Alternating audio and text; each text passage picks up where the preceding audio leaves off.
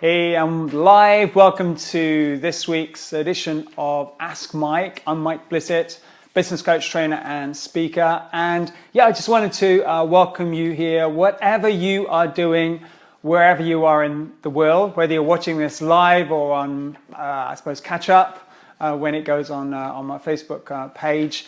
You are more than welcome. If you have submitted a question or been in touch this week, thank you so much. Just give a couple more seconds just for folks who are arriving who want to listen to this live. If you're checking in now, welcome.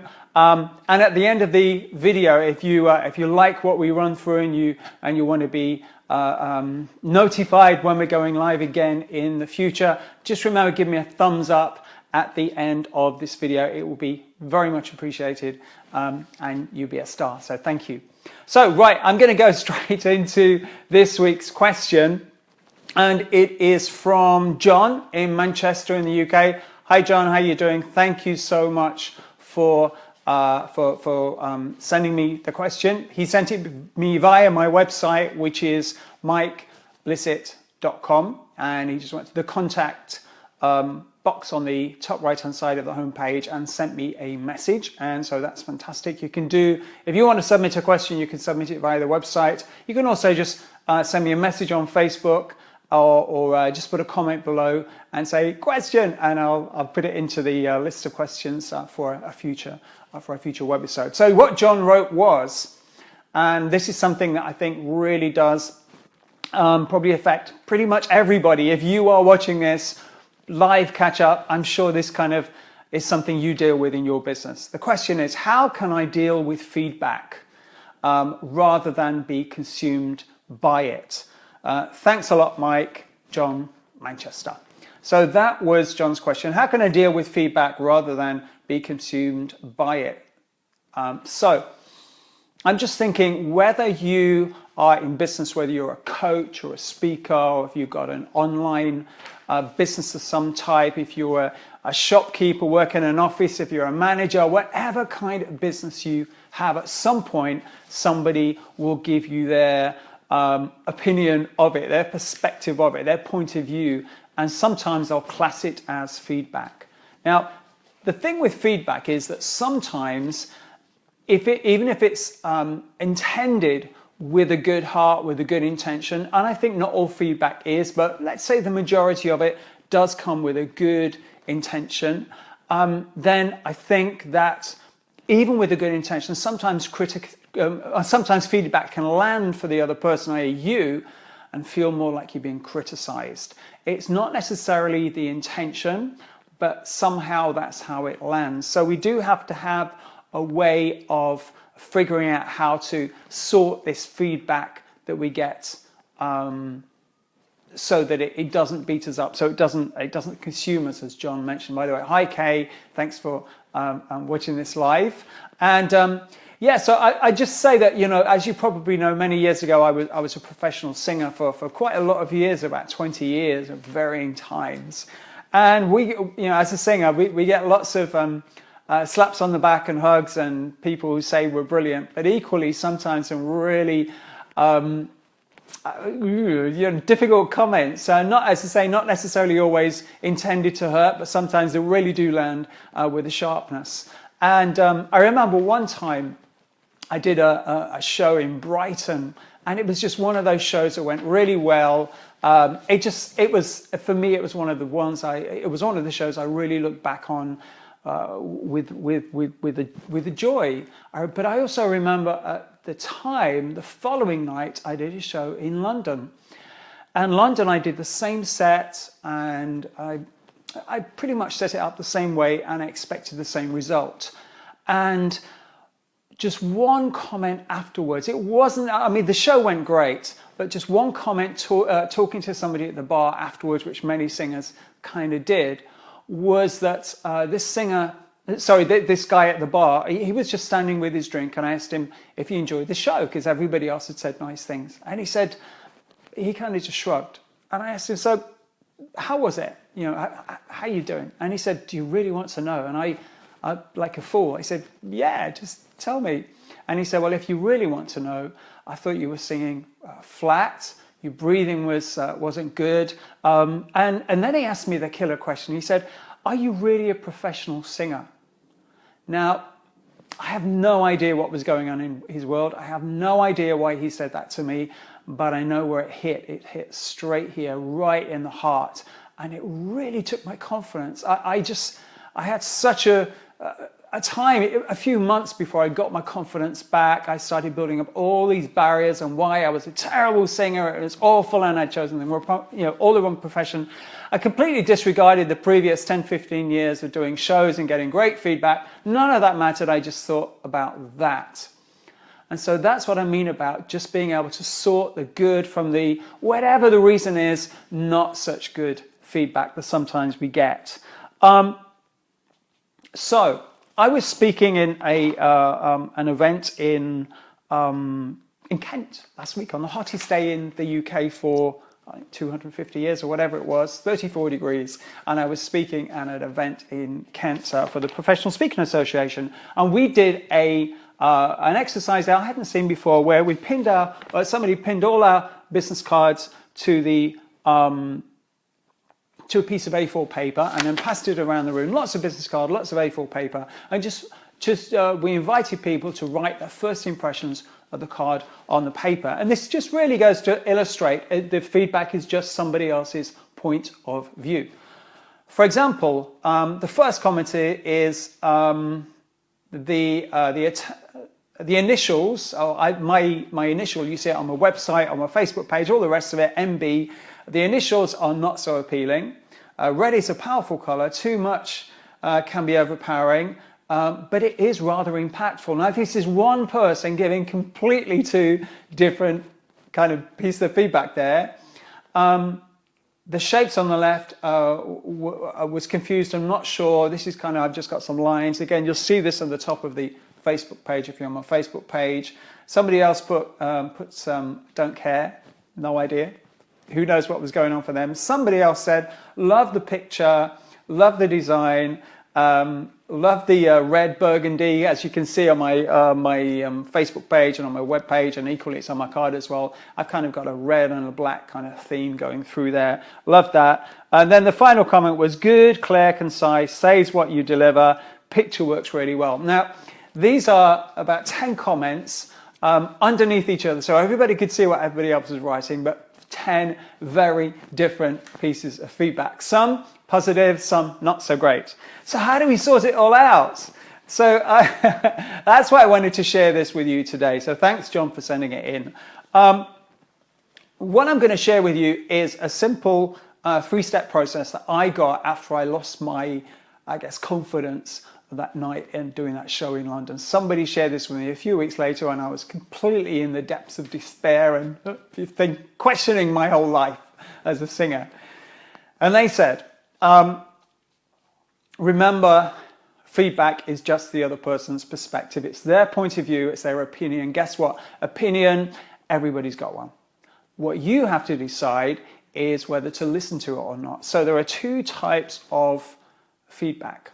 One is where you feel it's coming from a respectful place. That doesn't mean that they love you and adore you. It can be that kind of feedback, but it can also be some sort of constructive feedback or criticism even, but you know that it's coming from a place where they are being respectful of you. And that is good feedback. The other one is where, for whatever reason, that person could be having a bad life, a bad day, a bad haircut, whatever it might be, and you just might be in front of them when they want to let off steam about it, and so you get it. And it's good to identify, and all you can do is really make a call on that, whether this person is coming from a good place or not so much. So if it's not so much, disregard it. I'm really, when people sometimes give me some feedback after I've spoken or done some training and it's not necessarily what I want to hear, I would still be very nice and respectful and thank them and not necessarily engage in conversation with them if I know that if I feel, and this is all about feeling, that it's going to go somewhere that possibly could be confrontational with me, and I think we are all slightly fragile in that when people do sense that we are sensitive about something creative, such as speaking, then I think we have to be a little bit careful of that. So if I sense that they are just sounding off for whatever reason, I usually am respectful of them and thankful. I thank them for it, and then I move on to somebody else. So I don't necessarily engage them in conversation and go into a deep, meaningful conversation about what it is that they really hated about me or didn't like or whatever, because that is not necessarily constructive. Probably the best thing I could hope is that I get a lot from them and I beat myself up with it. And that's, if you beat yourself up, that's not a great use of your time and your expertise. So I essentially close it down. I respectfully thank them and then move on and talk with somebody else. Of the people that do come, and again, I just imagine they're coming from a good place, even if it is sometimes they have some suggestions, shall we say, some criticisms, and equally sometimes if it's gone really well and they're just kind of singing my praises, I like to have a conversation where I get a little bit more detail. And the questions I usually ask them is, okay, so what was one thing you liked particularly, or specifically, what do you mean? If they say, I really love the way you are on stage, I'll ask them, so specifically, what was it about that being on stage that you liked? And they might just say, the way you moved around, or the way you used your arms, or the way that you interacted with the audience. And the thing is, that is useful because you don't necessarily always know what they're going to say, and they can come out with a nugget that you, being so involved in what you're doing, miss. So I think it's really good to get specifics from people. But then how to deal with the feedback, this 3-step process that I've been using for years since I was singing, is number one, when you finish whatever you're doing, whether that's a meeting, whether it's a presentation, whether you're going through an introductory coaching session with a new client, whether that's coaching, consulting, mentoring, whatever it would be, and you're evaluating, or equally a speaking event. When you finish that, immediately when you finish that, so not the next day, the next week, or 2 years later, whatever, and you're mulling it over in your brain, this is immediately when you come away from doing that or step off stage. These are the 3 questions, and it's great if you can have a diary or a journal or just a piece of paper and write them down. The first question is, what went well? And particularly, I want you to pick 3 things that went well. Even if you thought, that was terrible. I want you, when you finish whatever it is you've been doing, to make a list of 3 things that went really well.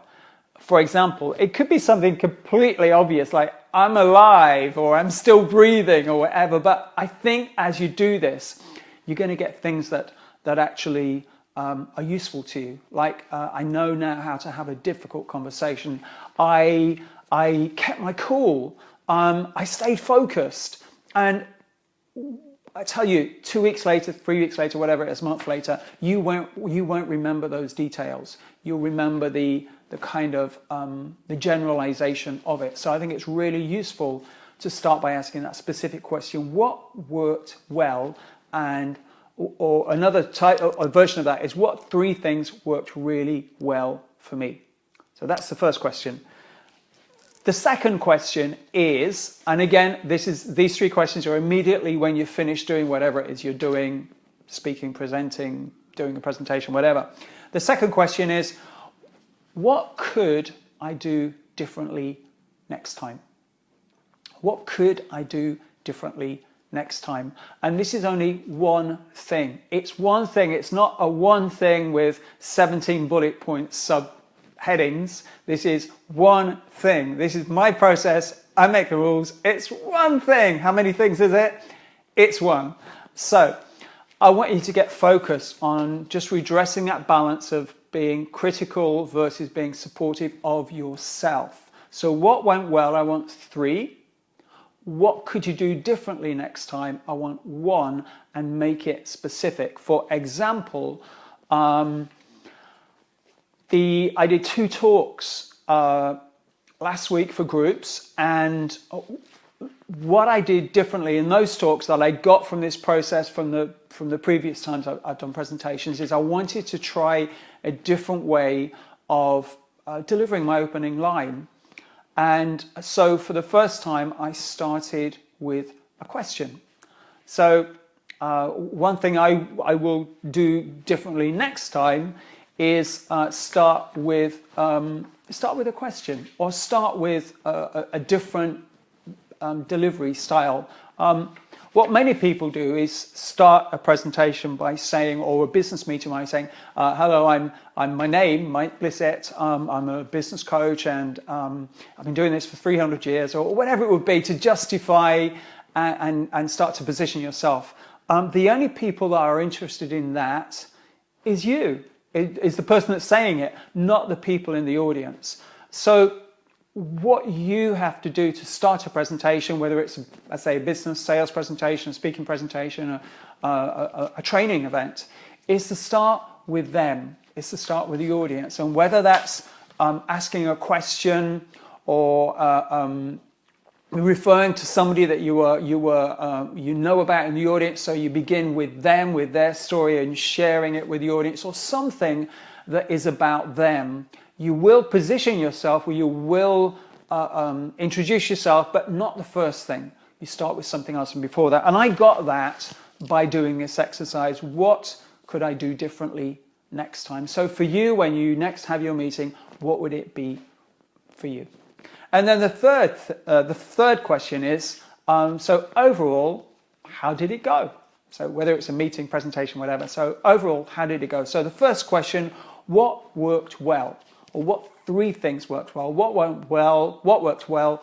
And give me 3 examples, things that went well that did good. And then the second question is, what would I do differently next time? What one thing, remember one thing would I do differently next time? And then the third question is, so overall, how did it go? So overall, I feel great.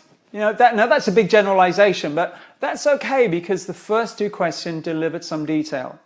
So the third question is kind of just the pat on the back kind of thing that you should always give yourself. And whilst you can buy yourself a gift or have a drink and all this stuff, or whatever it is for you that you do to reward yourself, I think that's an external way of rewarding yourself. An internal emotional way of really congratulating yourself is to acknowledge how it went. You did good. You did okay. You did great. You survived.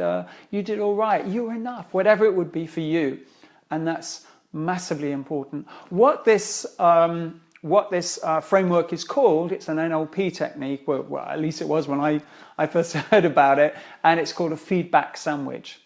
So it's like 2 pieces of bread and some whatever it is filling in the middle. So the first one is what worked well, what 3 things work well, however you want to phrase that. The second thing, this is the filling in the middle.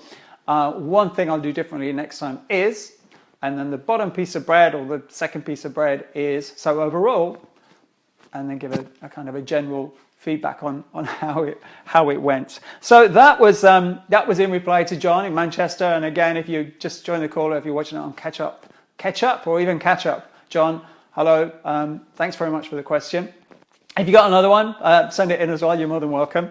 And if you just joined the call and you're thinking, what am I rambling on about? What am I talking about? It's in relation to John's question. The question was, how can I deal with feedback rather than be consumed by it? Or some people, some clients I work with as well, speakers and coaches and stuff, they talk about being overwhelmed sometime with feedback. Thanks, Mike. John in Manchester. So that is it for this this webinar, Ask Mike. If you have a question, please send it to me. It can be about anything to do with, I don't know, your business, your presentations, your sales, or mindsets. Just, get in touch. It's great to have this conversation with you. You can message me, just message me somewhere on this Facebook page, wherever it is around this post. You can leave a comment. That's cool, super cool as well. And if you want to send me an email, go to my website, mikeblissett.com. And in the comments box there, top right-hand side of the homepage, you'll see the tab there for contacts or contact. Click that link. You'll get a box come up on that page, and you can write me a message. You can write your question in there, and it'll email itself off to me there. So thanks very much for watching. If you like this video, if you found it useful, if you found it entertaining in any way, I'd be chuffed. In which case, please remember to give me a thumbs up on the video, and also like this page, Mike Bissett page. I would be ever so grateful if you would do that, because it just spreads the word and allows you to get a little message when the next episode or webisode comes out as well. So until that next time, wherever I am when I'm doing it, and I'm at home today, I just got home from working in the city today, and wherever you are listening to this, whether you're at home or at work or waking up or going to sleep or wherever it is in the world that you are, I hope you've had or are going to have or are having, I think I've covered all bases there. I hope you're having a fantastic day, and until the next time, yeah, keep well, take good care.